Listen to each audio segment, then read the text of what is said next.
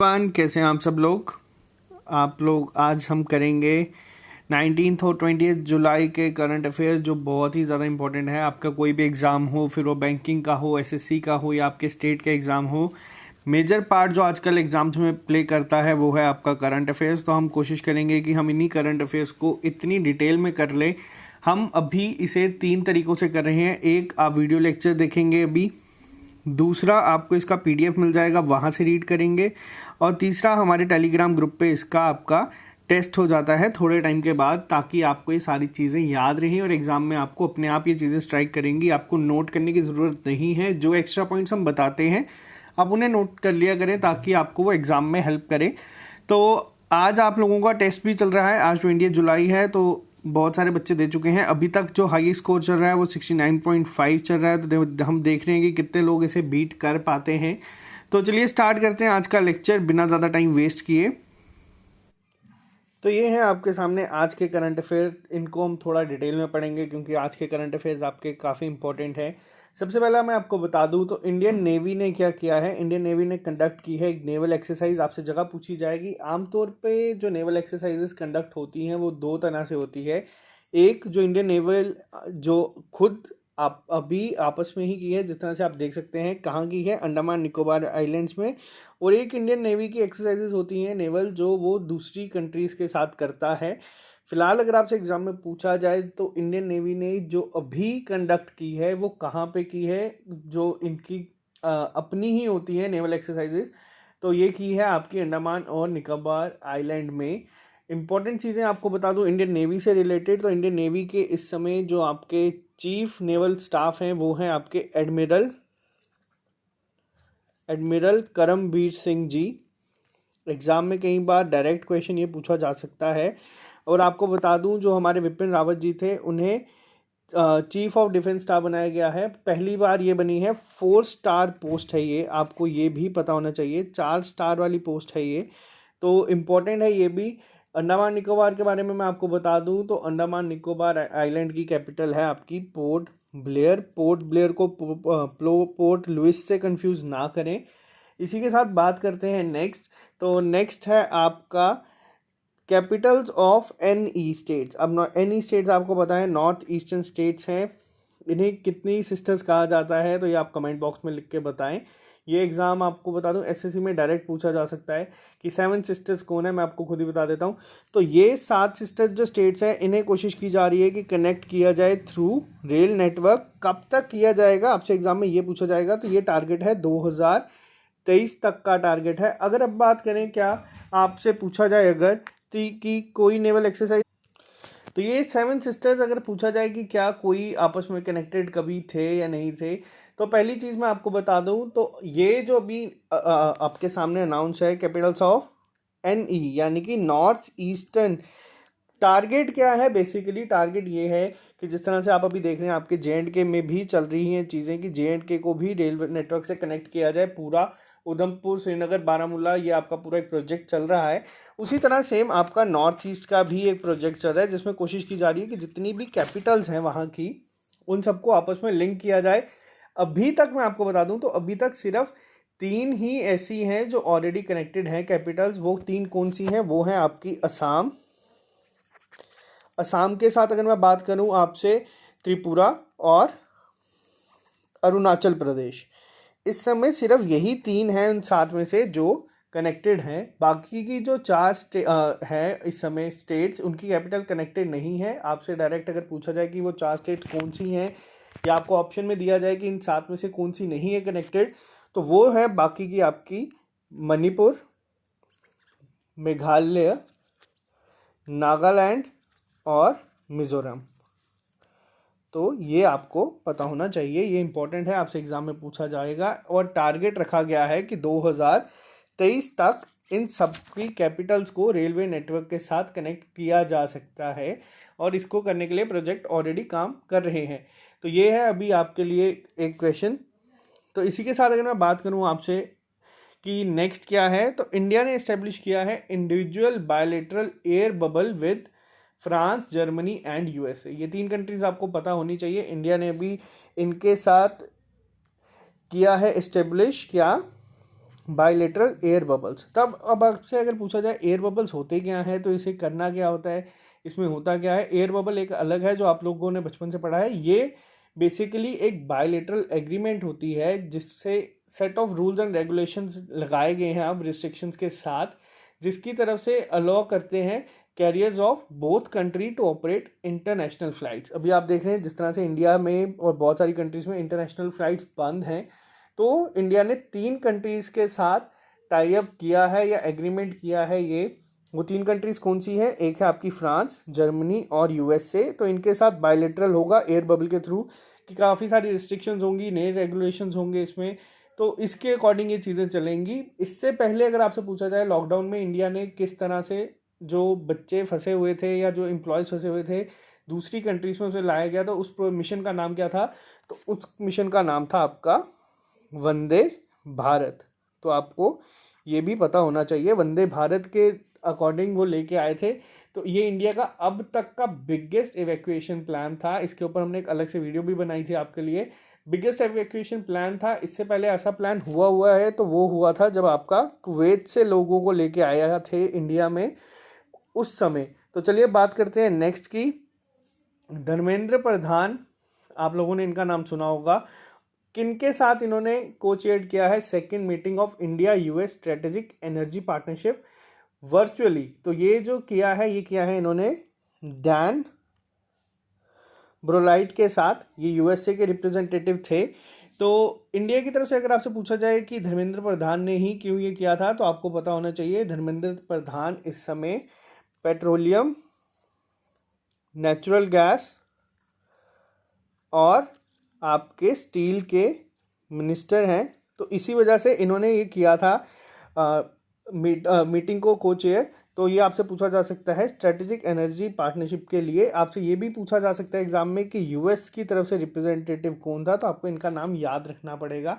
और भी काफ़ी सारे एग्रीमेंट्स इस पे हुए, यूएसएआईडी ने किया है पॉस्को के साथ डेवलप करने के लिए। तो ये सारी आपको इंपॉर्टेंट नहीं है, एग्जाम में नहीं पूछी जाएगी। आपको बस यही पूछा जाएगा कि इंडिया की तरफ से रिप्रेजेंटेटिव कौन था।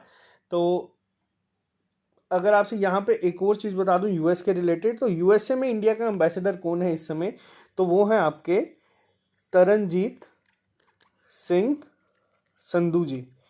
तो आपको ये भी पता होना चाहिए, इंपॉर्टेंट है, एग्जाम में पूछा जा सकता है। यूएसए की कैपिटल है आपकी वॉशिंगटन डीसी और करेंसी है यूएस डॉलर।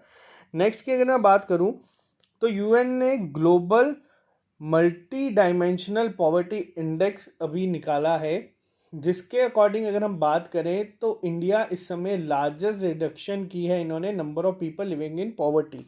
आपको पता है दुनिया में सबसे ज़्यादा गरीब इंडिया में है, लेकिन अगर मैं यहाँ बात करूँ आपसे, आपको ये इंडेक्स पता होना ज़रूरी है कि आपके इस इंडेक्स के अकॉर्डिंग जो रिपोर्ट आई है उसमें यही कहा गया है कि इंडिया ने इस बार सबसे ज़्यादा रिडक्शन की है किसमें, number of people living in poverty. तो कितने अगर आपसे पूछा जाए अब वो लोग हैं जो इस बार मूव कर चुके हैं यानी कि पॉवर्टी से ऊपर उठे हैं इस बार, तो वो हैं आपके तकरीबन 273 मिलियन लोग। तो ये आपको पता होना ज़रूरी है। इसी के साथ अगर मैं बात करूं आपसे, तो इंडिया को रखा गया है लोअर मिडिल इनकम इकोनॉमी में ही। किसके द्वारा, तो world bank country classification by income level 2020 to 21। तो ये आपको पता होना चाहिए, एक तो ये रिपोर्ट, और दूसरा कि इंडिया को किस में रखा गया है। बेसिकली अब मैं आपको बता देता हूँ ये होता क्या है। तो ये एक रिपोर्ट आती है, इसमें क्या देखा जाता है, तकरीबन 4 कैटेगरीज में इसको डिवाइड किया जाता है। पूरा जो भी आपका होता है वो 4 इनकम्स कौन सी होती है, एक आ जाती है आपकी लोअर, एक आ जाती है आपकी लोअर और मिडल, एक आपकी इनकम आ जाती है इसमें अपर मिडल, और एक इसमें आपकी आती है लास्ट जिसमें आ जाता है आपका हाई इनकम। तो इंडिया को किस में रखा गया है, इंडिया को आपको रखा गया है लोअर इनकम अभी इसी में। तो आपको ये पता होना चाहिए, देता कौन है रिपोर्ट आपको मैंने बता दिया है। इसी के साथ अगर मैं बात करूं, centre fiscal deficit to increase to 7.6% and India GDP to contract to 5.3%। अब ये आपको पता होना चाहिए, यहाँ पे ये इंपॉर्टेंट है क्यों। लेकिन आपको एक और चीज़ बता दूँ, जब तक आपके एग्जाम होंगे तो ये रिपोर्ट एक बार फिर आ जाएगी। तो आपको अगर ये याद नहीं रहता तो कोई बड़ी बात नहीं है, आपको रिसेंट जो उस समय पे होंगी वो मैं आपको बता दूंगा, वो याद रख के एग्जाम में जानी है, क्योंकि ये चेंज होती रहती हैं। नेक्स्ट की अगर मैं बात करूं तो यूनाइटेड नेशन ने अनाउंस किया है 2020 नेल्सन मंडेला प्राइज़ को। नेल्सन मंडेला डे होता है आपका 18 जुलाई को। ये आपको बता दूं बहुत बार एग्जाम में पूछा जा चुका है। तो किन दो लोगों को मिला है, तो ये मिला है आपका मैरियाना वेरिंडोलियानिस को और मैरिसना कोयारे को।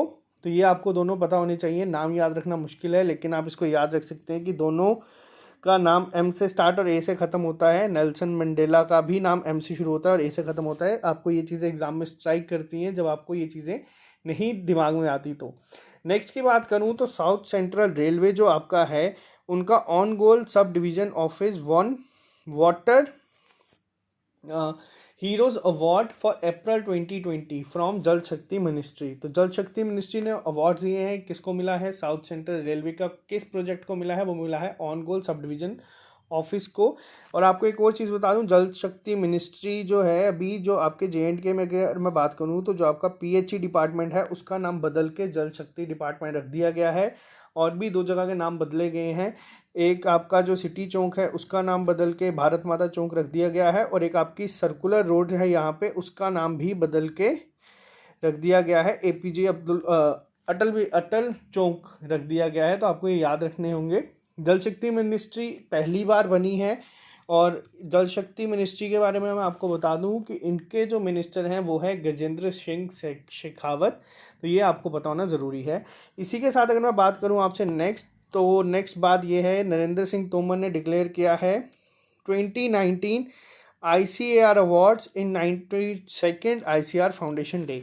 तो 92nd ICAR, अब ICAR बेसिकली है क्या? तो ये है आपकी Indian council of agriculture research. तो इन्होंने लॉन्च किया है ये। तो आपको पता होना चाहिए ये बहुत इंपॉर्टेंट है। मिनिस्टर कौन है आपके एग्रीकल्चर और फार्मर्स वेलफेयर के? तो वो हैं आपके नरेंद्र सिंह तोमर। आपको बस इतना याद रखना है इसमें, इससे ज़्यादा डिटेल में नहीं आएगा। और आपको बता दूं ये PDF के एंड में आपको डायरेक्ट अब लिंक मिल जाएगा इस लेक्चर का। तो जिन लोगों को मुश्किल होती है लेक्चर ढूंढने में तो वो सीधा लिंक पे क्लिक करेंगे तो आपको लेक्चर मिल जाएगा इसी PDF के बाद। तो नेक्स्ट की बात करूं मैं आपसे तो PM स्वनिधि। अब ये इंपॉर्टेंट है यहाँ पे। स्वनिधि बेसिकली है क्या अगर आपसे पूछा जाए तो आपको ये भी पता होना चाहिए। तो ये अभी रिसेंटली मार्च में ही लॉन्च हुआ है, मार्च में नहीं मई में लॉन्च हुआ है। स्वनिधि क्या है? तो ये स्वनिधि कुछ भी नहीं है आपका, इसका है स्ट्रीट वेंडर आत्मनिर्भर। तो ये आपको पता होना है। निधि ये एक प्रोजेक्ट लॉन्च किया था, मोबाइल एप्लीकेशन है बेसिकली। तो ये आपकी क्या करेगी? प्रोवाइड करेगी digital interface for lending institutions, promote digital access of micro credit facilities by street vendors. तो ये आपको पता होना चाहिए। इसमें सिर्फ आपसे स्वनिधि में पूछा जा सकता है कि V स्टैंड्स फॉर या E स्टैंड्स फॉर। तो इसी तरह के क्वेश्चन आजकल एग्जाम में पूछे जा रहे हैं। तो ये आपको पता होना चाहिए। इसका मतलब है PM street vendors Atmanirbhar Nidhi. तो ये आपको पता होना चाहिए। June 1 को ये लॉन्च हुआ था। तो नेक्स्ट की अगर मैं बात करूं तो ICAT ने लॉन्च किया है ऑटोमोटिव टेक्नोलॉजीज ई पोर्टल एस्पायर। अब ये एस्पायर बेसिकली है क्या? तो एस्पायर की फुल फॉर्म है आपकी automotive solutions portal for industry research and education. ये लॉन्च किया है ICAT ने। ICAT है आपका international centre of automotive technology. इसी के साथ अगर मैं आपसे बात करूं नेक्स्ट तो फीफा का जो वर्ल्ड कप होगा 2022 का मेन फीफा का वर्ल्ड कप होगा आपका कतार में, लेकिन किस स्टेडियम में? तो ये होगा आपका बैथ स्टेडियम में। अब फीफा से रिलेटेड मैं आपको थोड़ी सी चीज़ बता दूं इस जो आपका होगा। सबसे पहली चीज़ फीफा का अगर आपसे पूछा जाए कि हेडक्वार्टर कहाँ पे है तो वो है आपका जूरिच स्विट्ज़रलैंड में। इसके अलावा अगर आपसे पूछा जाए कि जो हर बार एक लोगो या सिंबल होता है वो क्या है फीफा वर्ल्ड कप का 2022 का, तो वो है आपका नंबर 8। अगर आपसे पूछा जाए जो आपकी नेशनल गेम्स हुई हैं गोवा में उसका क्या था, तो उसका था रूबी गुल्ला। ये बेसिकली एक बर्ड है जिसको गोवा में रूबी गुल्ला कहते हैं। तो ये आपका था वहाँ पे। अगर हम चाइना की बात करें, चाइना के विंटर ओलंपिक्स की जो थी उनका था पांडा। 2 पांडा थे। पांडा बेसिकली एक पैरा ओलंपिक्स के लिए था, विंटर गेम्स के लिए था, और एक आपका पैरा गेम्स के लिए था, और एक नॉर्मल गेम्स के लिए था, विंटर गेम्स के लिए। तो ये आपको पता होना चाहिए। इसी के साथ अगर मैं बात करूँ आपसे नेक्स्ट तो नेल्सन मंडेला डे मैंने आपको बताया जुलाई 18, मोस्ट इंपॉर्टेंट क्वेश्चन, ये आपसे एग्जाम में पूछा जा सकता है और पूछा गया है बहुत बार, तो आपको पता होना चाहिए। इस सब के साथ अगर मैं बात करूं आपसे, तो ये थे इस बार के इंपॉर्टेंट करंट अफेयर्स। तो आप लोग अगर चैनल में नए हैं तो भी आप इस चैनल को सब्सक्राइब कर सकते हैं इस लिंक पे जाके, और इस वीडियो के लिंक में आपको पीडीएफ में लिंक मिल जाएगा, तो आपको अगर डायरेक्ट लेक्चर देखने हैं तो आप इस पर क्लिक कर सकते हैं। आज के लिए सिर्फ इतना ही, मिलते हैं आप लोगों से कल नए लेक्चर के साथ। Okay guys.